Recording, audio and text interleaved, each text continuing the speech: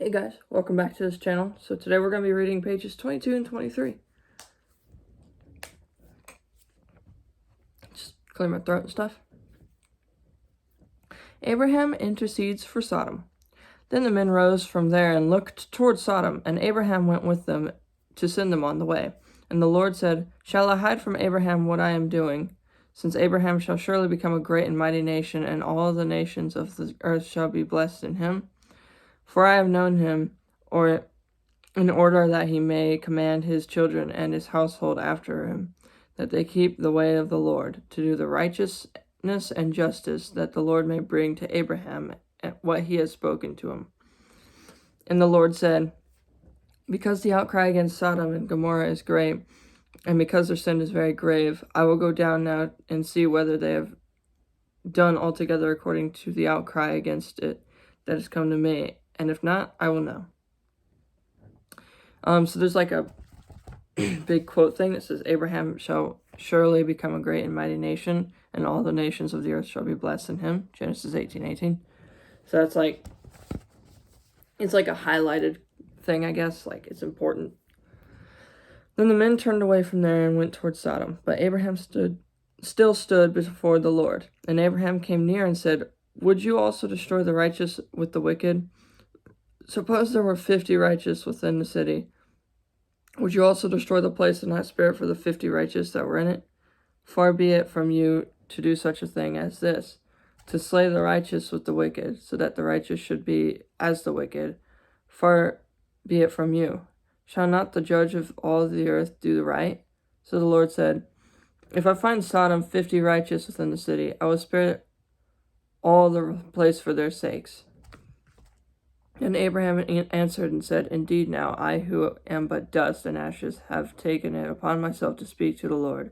Suppose there were 5 less than 50 righteous. Would you destroy all the city for lack of 5? He said, "If I find there 45, I will not destroy it." And he spoke him yet again, and said, "Suppose there shall be 40 found there." So he said, "I will not do it for the sake of 40. Then he said, let not the Lord be angry, and I will speak. Suppose 30 should be found there." So he said, "I will not do it if I find 30 there." And he said, "Indeed now, I have taken it upon myself to speak to the Lord. Suppose 20 should be found there." So he said, "I will not destroy it for the sake of 20. Promise. He promises nothing is too hard for him. And the Lord said to Abraham, "Why did Sarah laugh, saying, Shall I surely bear a child since I am old? Is anything too hard for the Lord? At the appointed time I will return to you according to the time of life, and Sarah shall have a son." Oh, by the way, don't be confused. This is like another bracket thing. Genesis 18:13 and 14. Hard. You know all about hard. It's hard to juggle school, a part-time job, and chores at home. It's hard when the game is tied and you miss a free throw.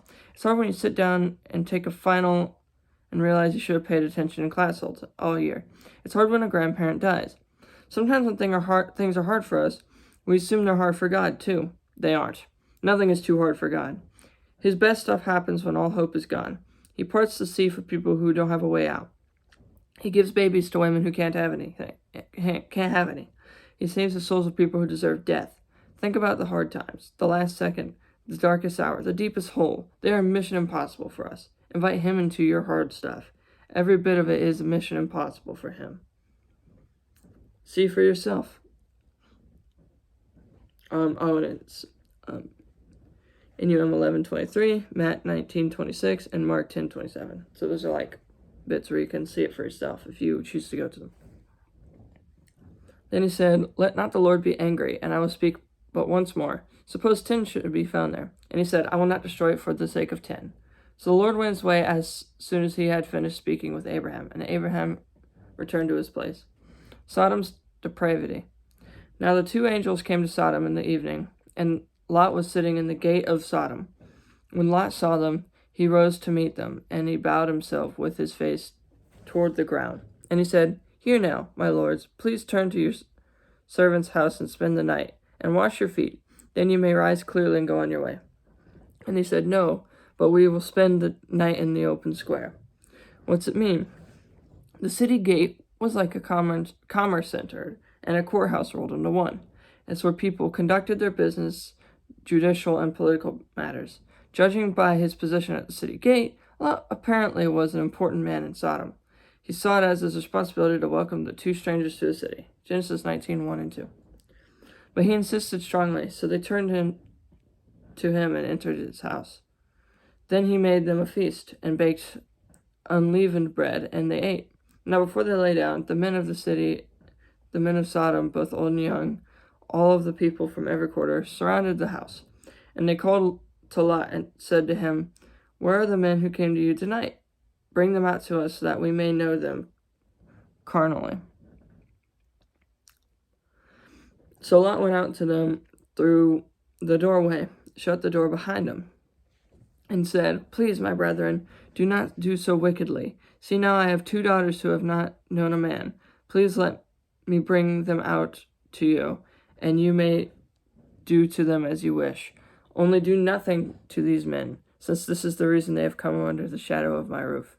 And they said, "Stand back." Then they said, "This one came in to stay here, and he keeps acting as a judge. Now we will deal worse with you than with them." So they pressed hard against the man Lot, and came near to break down the door.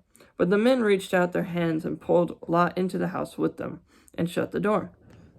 And they struck the men who were at the doorway of the house with blindness, both small and great, so that they became weary trying to find the door. Sodom and Gomorrah destroyed.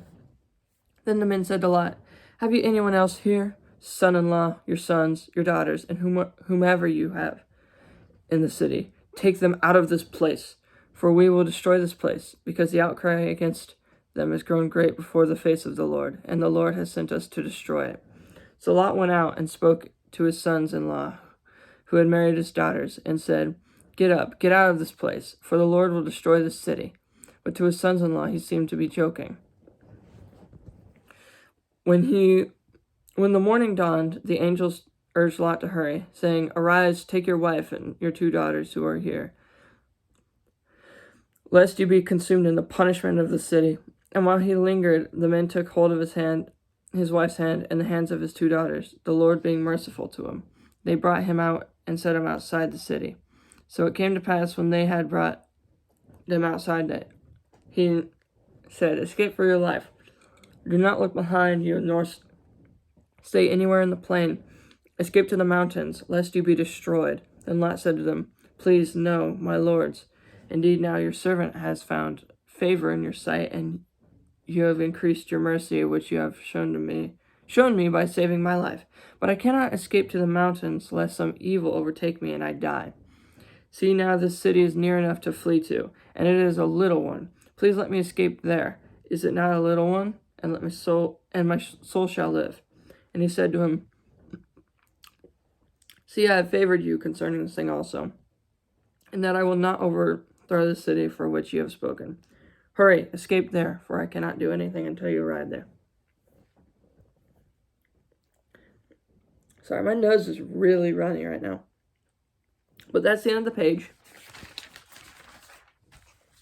So thank you all for watching. And I'll see you guys next week.